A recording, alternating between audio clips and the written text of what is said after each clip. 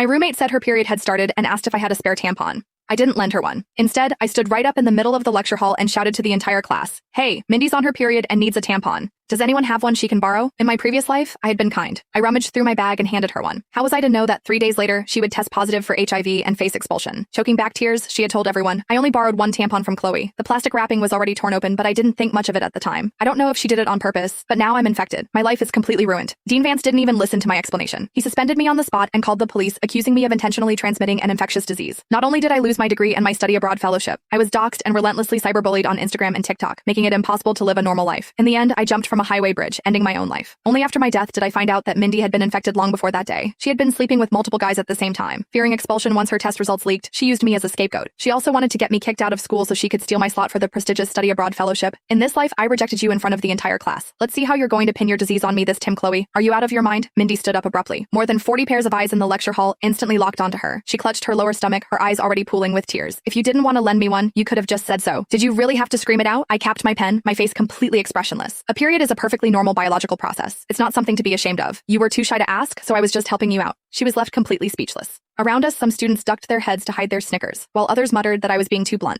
Mindy glared at me. Never mind, she grabbed her bag, hunched over, and walked out of the classroom.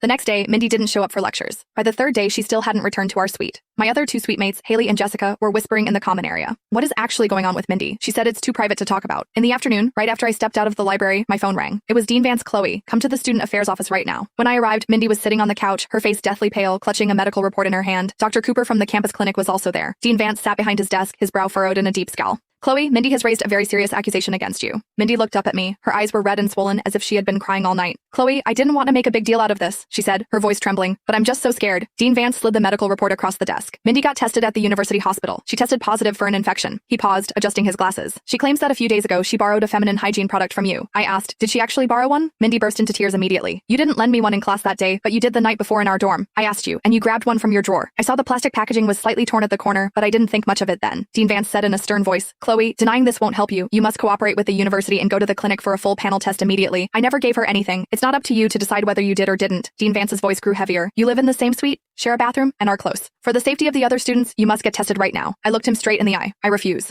The office door wasn't fully closed. Two students passing by in the hallway stopped in their tracks. "What infection? Is it that kind of disease? She refuses to get tested? Isn't that basically admitting she's guilty?" The whispers cut through the air like tiny needles. Dean Vance's face darkened even further. "Think carefully, Chloe. If you refuse to cooperate, the administration will treat this as a severe disciplinary violation."